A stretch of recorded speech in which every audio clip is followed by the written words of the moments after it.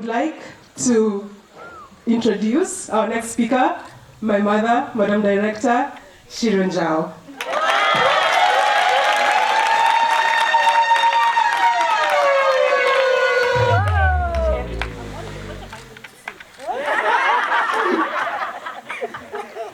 Is it evening or afternoon? Good afternoon, everyone.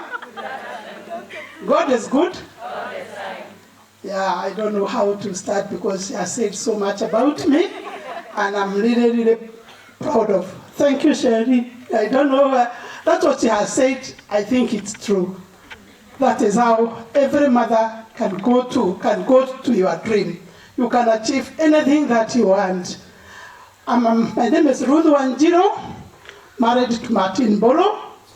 I am one of the school director. Although I'm not the one now running the school, it's Martin and my girls. I want to thank you, mothers, also for supporting our dream. Were it not for you, we would not be here. Mothers are the ones who make the final decision.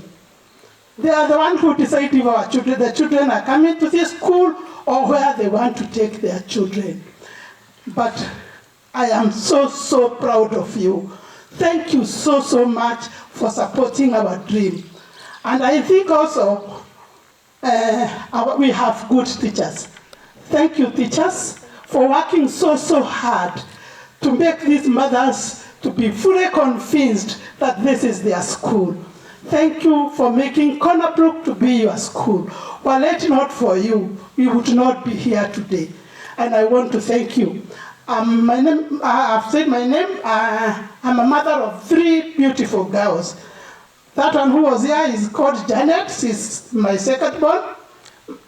My firstborn is the one who started the school with the father, Malkia Regina Gadoni. I think most of you know her. You have met her, but this year she has not been attending the school so much. She's working from the house because of some complications. But she's fine, and she said a big hello to you. She loves you so, so much, Barrett. And when she thinks of you, sometimes she always said, yes, she loves your children so much. I didn't know that she has passion for children the way she is. She loves children so, so much that when she is at home, she always asks me, now I don't know what to do because I love those children so much and I won't be with them. But very soon she's coming back. She's getting better and she will be joining you any moment now. She's fine. I never wanted her to come until she's okay. And she's very okay. She said a big hello. Can you all wave and say, hi, Gadoni? Hi, Gadoni. Yeah, I will say hi, Gadoni, and she's going to be very happy. She also knows you love her, and she always tells me, my parents also love me so much, and I know she'll be very, very happy to know you also said a big hello to her. Today, I'm going to talk about also my late mother.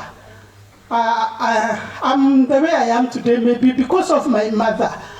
My mother, since I was young, she had a lot of confidence with us.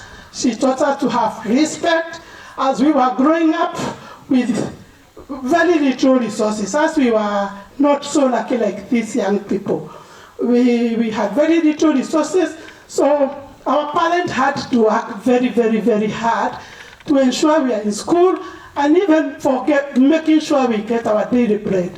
They were working so hard, and my mother taught me how to be a business ready. That's how I became a business person. When I was young, she was a farmer and she was not even learned. My mother she never went beyond class 4, but she was very, very intelligent, and you could see even the wisdom she was applying on everything she was doing. She taught me to be a mother very, very early. When I was young, she would go to the shamba. She was planting cabbages, spinach, onions, everything. And whenever she go to the market, she would come back and arrange all her things together. She would always tell me, just come to the market and you see whatever, I'll provide for the family. When you need anything, cabbages, when you need anything, unga, I will always provide. And she always tell me, don't ever wait for your husband to provide for you everything. Always be ready also to provide. She always says the way she used to love business, the way she used to like also assisting my father. My father was a salesman in Nairobi, and he was commuting every day from the village he was a salesman in industrial area, and he used to go to work every day. Though my dad was earning well, my mother was really hard to work, very, very hard to support my father. I'm so lucky I was brought up by a Christian family. My mom and dad loved each other so much that they were ready to help each other all the time. And I think that is what made my mother work hard, because if a woman is loved, is shown love, I don't think there's anything she will not provide for the family as well. My dad used to love my mother so much, and she was always ready to help my father. So my father would go to work every morning. My mother used to wake up early to prepare breakfast for my father. And in the evening, my dad used to come home very early. He was also not drinking. By around 6:30, my father was always at home. So they used to be there, both of them. And when my mother after my mother working so hard in the market, I want to tell you now how I also became a business person. I would go to the market, pick spinach, pick whatever is required to cook, and I would come home and cook for them. And every day she go to the market. When there is nothing in the house on time, she was always providing. My dad was providing, but my mother was always ready to provide. Through her hard work, I could even see her changing the sofa sets in the sitting room. She was always doing her best to make our life comfortable. My dad was also busy paying for our school fees and doing all he could. But my mother was there always to assist my mother. Without my mother, life would not have been the same. So my mother was always uplifting my mother's life. So when I grew up, my mother was always telling me, my name is Wanjiro. She would tell me in Kikuyu, Wajiro, tukane terara muthuri guo atueke no warioka kumuheirio. Sometimes you can have a visitor. Let me put it in English because some of you may not understand. She was always telling me, don't ever wait until your husband is the one to come and put food on the table. If you have a visitor, you cannot even tell somebody to come into the house and you make a cup of tea. My mother would go buy sugar, anything that is not in the house, she would always buy. So I want to advise you mothers, also take my mother's word, that you can also provide. If you're not in a toxic relationship, and you know how to save, always have some money so that you can always provide for your children. If you're also in a toxic relationship, remember you are the mother.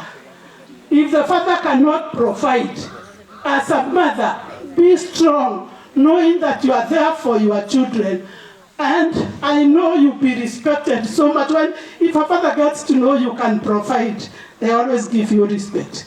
So, as a mother, don't just sit in the house waiting for your husband to come and give you food, waiting for your husband always to supply you with anything. Sometimes you want even to give your mother something small. Like if you're waiting for the money that your husband has given you, you share some of it, some food money, you want to take some of it so that you can have enough to take to your mother. I'm telling you, your life will not be good. You can never even wear what you want. If you do not have your own money, your life is going to be hard. Because the money, these days I know the budget you are going to be given is not enough to wear something good, also to make your children happy. Sometimes a child may be asking you for something, and a mother, you are just left there. You don't know what to do. And I know how painful it is if a mother cannot provide for her child. Something else I know, that You also need to teach your children also to know how to budget their life. They should not ask you for things you cannot afford. Make sure as they are growing up, let them know how to live within their means. Let them never compare themselves with other schoolmates. Maybe a schoolmate has been bought for a bicycle and you are not able to buy that bicycle. Let them know it is okay. And at the right time, you will get them that bicycle. So make sure your children are comfortable and happy even with their mothers. Make sure you tell them you work so hard also, so that they know you are also doing anything possible to provide for them. And let them see you working hard, not just telling them.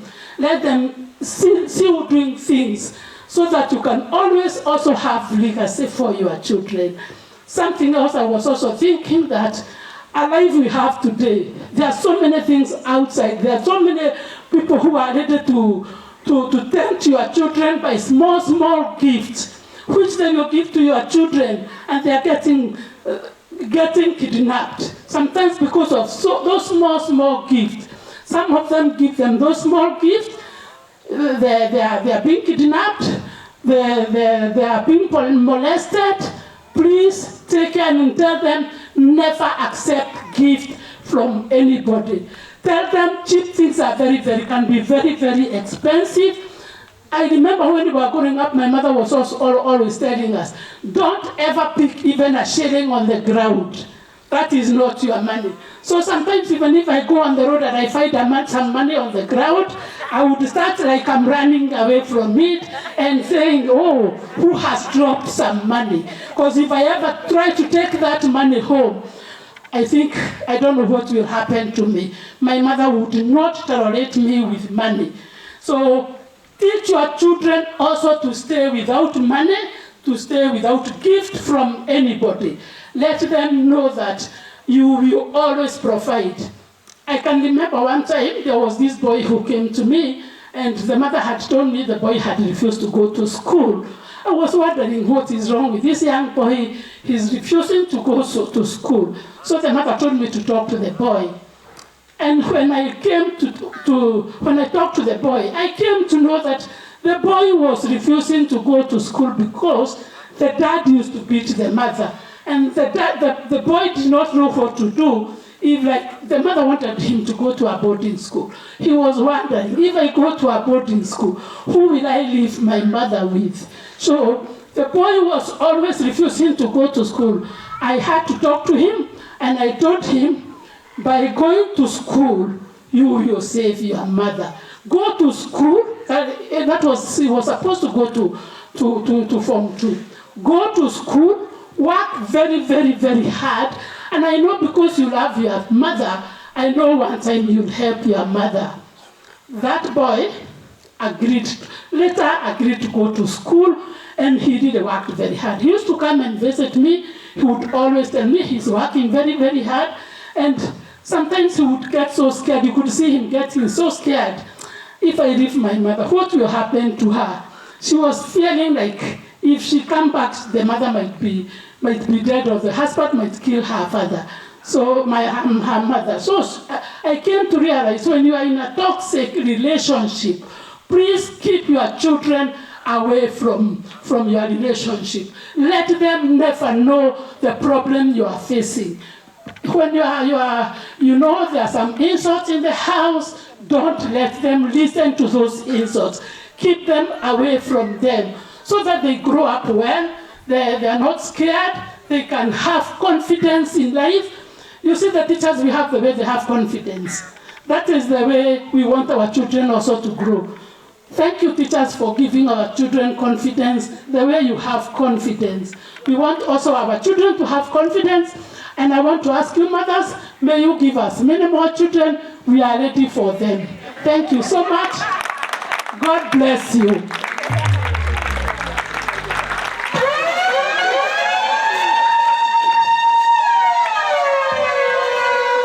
Before I forget, I have a husband. Somebody I love so much. I have shared with him so much. And behind every successful man, there is a woman. It's like this because of us mothers.